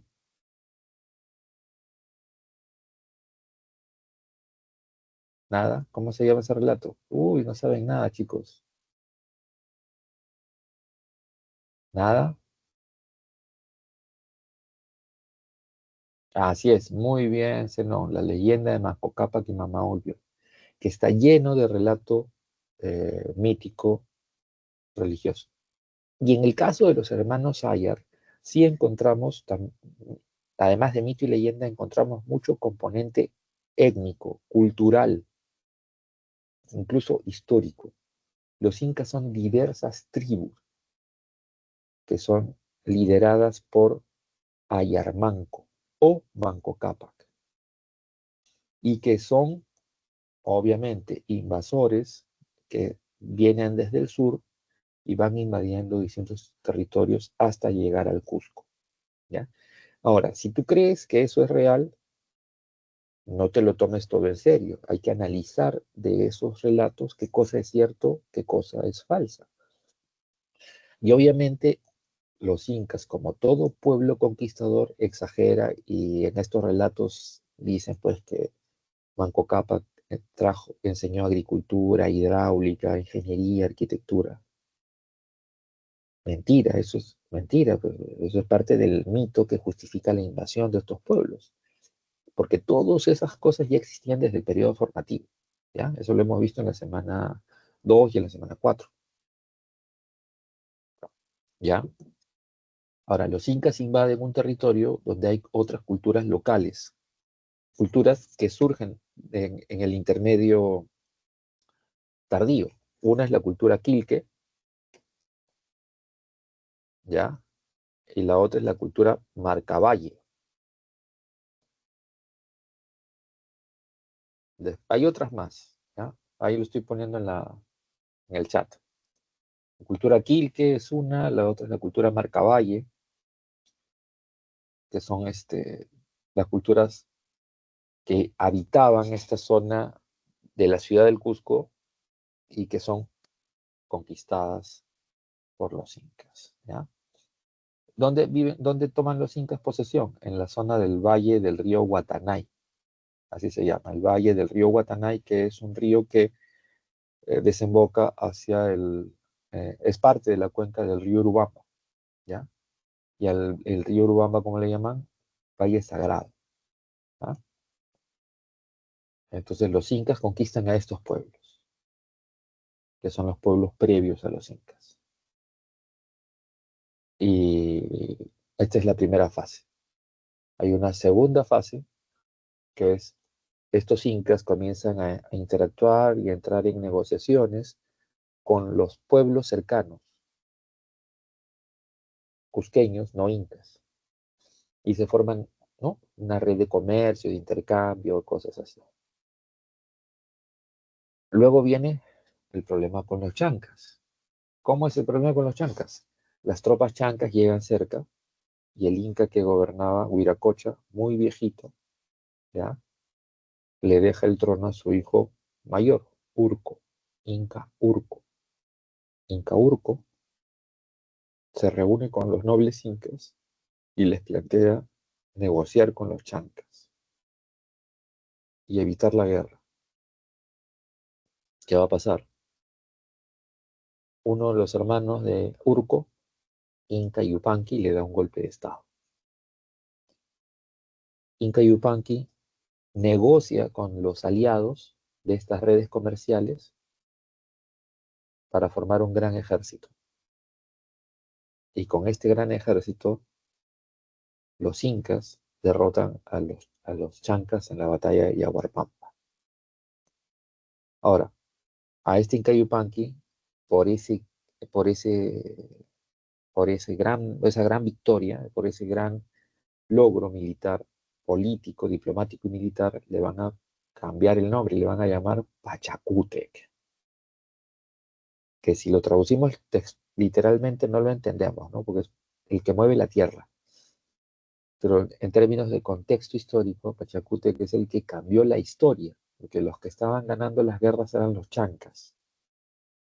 Y surge un mito de Pachacútec, ¿no? Pachacútec da el golpe de estado y Pachacútec le reza al sol y le pide ayuda al sol. Y el sol, según el mito de Pachacútec, el sol convierte a los guerreros, a las piedras y cerros que están alrededor del Cusco en guerreros. Y con esos guerreros Pachacútec derrota a los chancas. O sea, obviamente esa es la explicación mítica, ¿no?, religiosa, pero la explicación histórica, política es la otra. Pachacútec convierte esas alianzas comerciales, de intercambio, ¿ya?, en alianza militar. Y esos jefes guerreros cusqueños, no incas, después van a ser considerados nobleza de privilegio, como aparecerá más adelante en la clase. ¿Ya? ¿Está claro? Ahora, Pachacute conquista todo lo que sería desde el Cusco hasta el altiplano y parte del centro, siendo, eh, escoge a su príncipe sucesor, que sería Tupac Yupanqui, con el que desarrolla otras etapas de conquista, por ejemplo, la zona de Lima. ¿Ya? La zona de Lima es una zona que es conquistada durante el correinado, ¿ya? Y luego Tupac Yupanqui conquista el sur. Sus tropas son las que son derrotadas por los chilenos. Y Huayna Capac consolida sus conquistas en la zona del norte y el oriente. Ya, estos son los tres incas que en un periodo de, según, a ver, tomando lo que dice Rostorovsky y Valdemar Espinosa y su idema, el imperio de los incas máximo 94 años, ¿eh? No más, los tres grandes gobernantes. ¿Y cómo termina esto? Bueno, la conquista, los españoles traen enfermedades, ¿se acuerdan? Y las enfermedades llegan al Perú antes que los españoles. Y estas enfermedades son transmitidas por los comerciantes chinchanos. Y la enfermedad llega a Quito. En Quito estaba Huayna Cápac, ¿ya? Y la corte inca ¿qué hacía Huayna Cápac en Quito? Estaba organizando un ejército para conquistar lo que ahora es Colombia, ¿ya? Los incas a esas culturas les llaman chipchas. Los colombianos a sus culturas les llaman muiscas. Esas culturas eran el objetivo de conquista de Huayna Cápac. Y en Quito estaba formando un nuevo ejército para conquistar eso. Y ahí llega la epidemia de viruela y Huayna Cápac y su Auqui, Ninan Coyuchi, se mueren, generando un caos en el imperio y el conflicto entre los dos sectores más importantes. Los incas Urin, que apoyan a Huáscar, y los incas Hanan, que apoyan a Atahualpa. Guerra civil, sacan la boca. Y a ver, cultura general, en plena guerra civil, ¿quién llega? ¿Quiénes llegan? ¿Mm? ¿Quiénes llegan en plena guerra civil de los incas? Nada. Muy bien, Xiomara. Muy bien, Xiomara, Zenón, ¿qué más? Pierangeli y Emilia, los españoles, al mando de Francisco Pizarro. Ahora, después de eso, hubo un intento de reorganización y de expulsar a los españoles al mando de Manco Inca. Eso ya lo veremos la semana de la colonia. Y Manco Inca no puede tomar Lima, luego no puede recuperar el Cusco, y él con sus tropas y sus seguidores se refugian en estas zonas de fortificaciones de la selva en Vilcabamba. Fortificaciones hechas, algunas son de origen Wari y otras son Inca, pero la mayoría, ¿no? Imagínate, una fortificación Wari reforzada ¿no? Constructivamente por los Incas. Y eran fortificaciones para defenderse de los avances de las tribus de la selva. ¿Ya?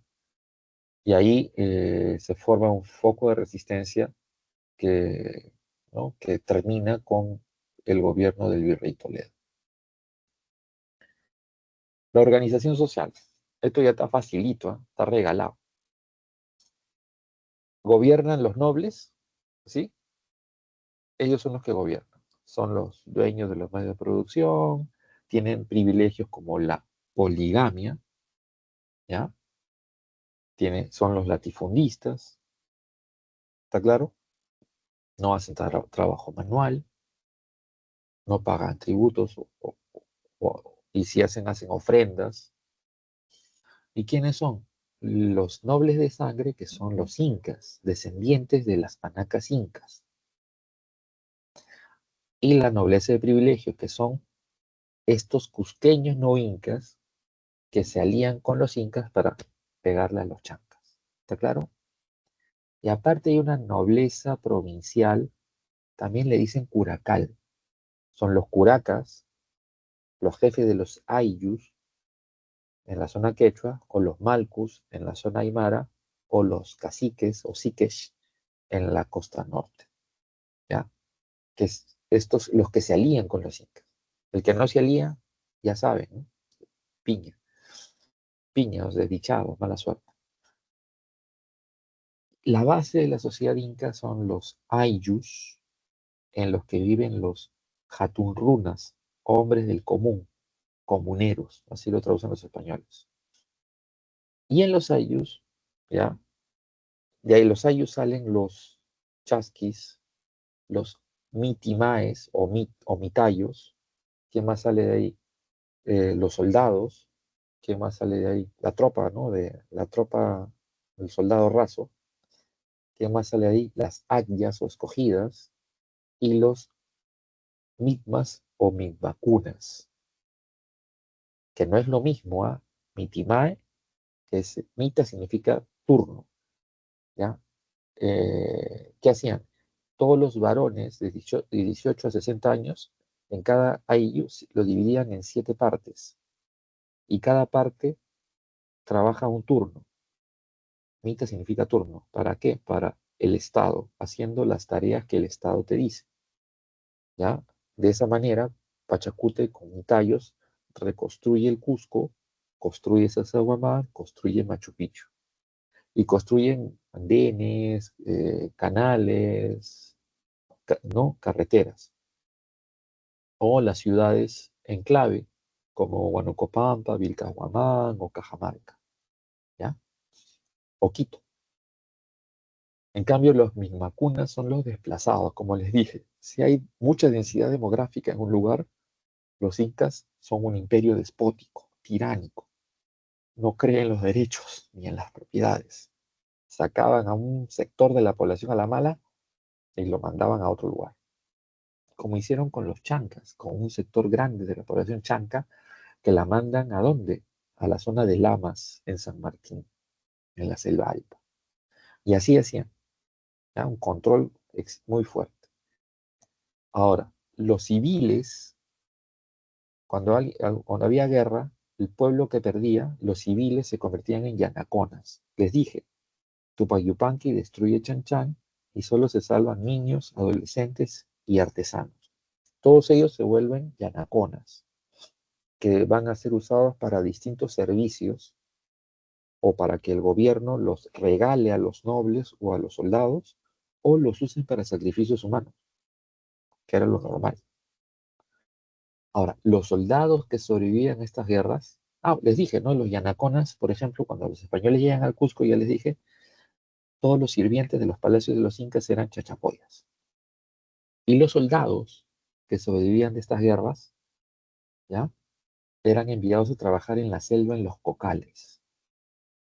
La selva que es difícil de trabajar aún ahora. Y de ahí viene el término piña. ¿Qué piña, no? El ciclero siempre dice eso, ¿no? Cuando le faltan pocos puntos, pucha, qué piña, me faltaron 10 puntos, ¿no? ¿Sí o no? ¿Han escuchado esa frase de ciclero? ¡Qué piña! Piña, mala suerte, desdichado, sin fortuna. Es un peruanismo de origen quechua, ¿ya? Ya. Esto, memorízalo, ¿no? El imperio de los incas es un sistema donde hay un gran inca, Sapan Inca, pero que él no gobierna solo, él gobierna junto al Huilat Humu, que sería el supremo sacerdote, ¿ya?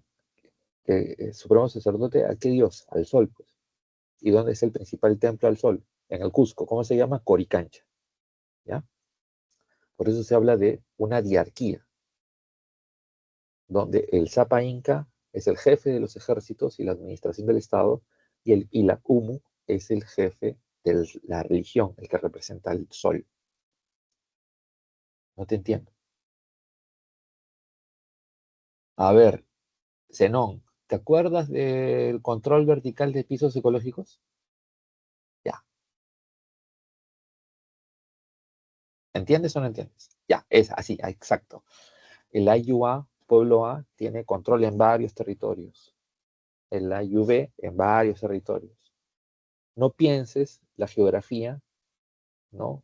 Al estilo de geografía política de Occidente. Todo este territorio es del IUA. No. Todo ese territorio, una partecita es del A, otra partecita es del B, otra partecita es del C. Y encima de eso, el gobierno. ¿Está claro? Es otro modelo de distribución del espacio, donde lo que importa es que un pueblo acceda a la mayor cantidad de recursos para evitar conflictos. ¿Ya? Ahora, hay correinado, ¿no? El jefe, el Zapaninca, elige a su auqui o príncipe y co-gobierna, lo va preparando para el gobierno y la guerra. Y obviamente el Inca es un ser divino, rey divinizado. Ahora, esto de acá, memorízatelo, pues.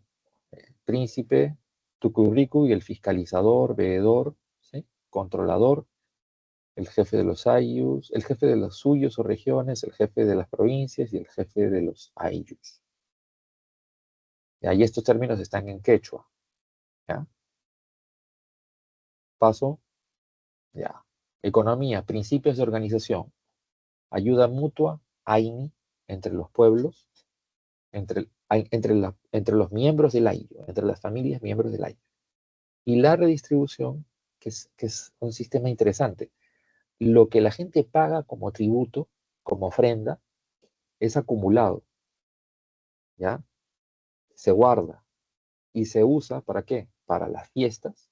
¿Se usa para qué? Para pagarle a los pitayos en las obras que hacen, o se guarda y se usa en caso de desastres naturales, porque son comunes los desastres naturales en el Perú.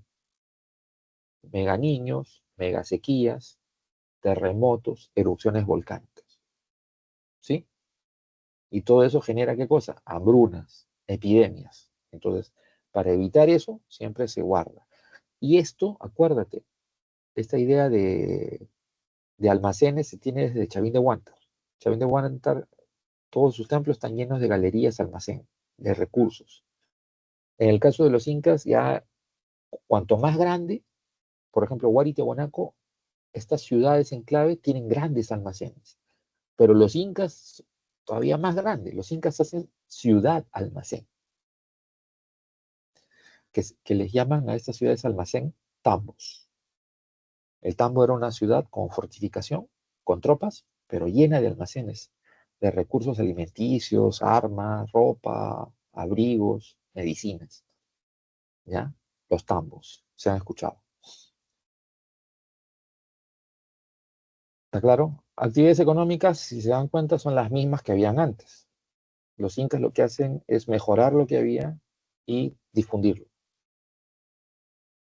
No inventan nada nuevo. ¿Cómo se distribuyen las tierras? Las tierras conquistadas se distribuían en esto, ¿no? Las tierras del Inca, de ahí salían los recursos para la administración y las tropas. Las tierras del Sol, de ahí salían los recursos para ¿quién? Para las fiestas religiosas, el clero, y las tierras del pueblo para la población, para el mantenimiento de la población. Y en las formas de trabajo, la mita, ya les expliqué, es el turno de trabajo a favor del Estado. El AINI es el trabajo recíproco entre las familias de un ayllu. Y la minca es el trabajo a favor de quién? Del ayllu. Trabajo colectivo, colaborativo, trabajo de ayuda a favor del ayllu. Por ejemplo, arreglar el templo, arreglar el palacio, arreglar las pistas, ¿ya? Y la minca y el AINI se han preservado hasta la cultura actual, claro, cuando hacemos actividades, ¿no? La apoyada, la actividad, colabora en la actividad. Los que han hecho promoción lo saben. Y la minca es la tarea comunal. Si alguien es de colegio estatal, sabe que antes de que empiecen las clases, los padres de familia y los alumnos se reúnen para limpiar, arreglar, pintar. ¿Sí? Una tarea comunal. Una faena comunal también que dice. Y a nivel cultural, ya, los incas son politeístas, obvio. Dios principal o supremo, el sol. Pero no hay persecución de otros dioses. A nivel de cosmovisión, tienen una estructura de pensamiento, ¿no? Hanan, arriba, el cielo, la morada de los dioses. Kai, y el futuro. Kai, el presente, la tierra y la morada de los hombres. Uku, abajo, el pasado, la morada de los muertos. ¿Está claro? De ahí vienen estas ideas interesantes de las lógicas espaciales de los incas. Arquitectura, herencia de los pueblos anteriores, monumental. ¿Qué pueblos? Tiahuanaco, Aymara. La máxima representación de su arquitectura, el Cusco, pues, ni hablar, ¿no? O sea, es Sacsayhuamán, Machu Picchu. ¿Ya? Eh, Son unos genios en investigación. Ahí tienen los andenes de Moray, que es una especie de centro de experimentación agrícola para ver la adaptación de cultivos. Su cerámica es polícroma, con técnicas heredadas de los pueblos anteriores, pero con decoraciones geométricas. Su textilería, polícroma, con técnicas heredadas de pueblos anteriores, pero con decoraciones geométricas. Y el cumbi es el tejido más fino y es la ropa que usan los nobles, que es recontra fino, recontra delicada, ¿no? El textil de algodón. ¿Quiénes educan? Las élites, pues. Ahí tengan cuidado porque hay libros que dicen que en la época de los incas el pueblo se educaba en Yachaywasi. No, Yachaywasi era un colegio para las élites, nada más. Y el Amauta era un noble que educaba a los nobles. ¿Está claro? Y de ahí salían los funcionarios del imperio. Ya, para que se vayan. Ahí está una línea de tiempo y las claves. ¿Alguna pregunta? ¿Alguna pregunta? Señores, ¿está todo claro? ¿Sí o no? Entonces, gracias por su atención. Me despido. Cuídense mucho, jóvenes.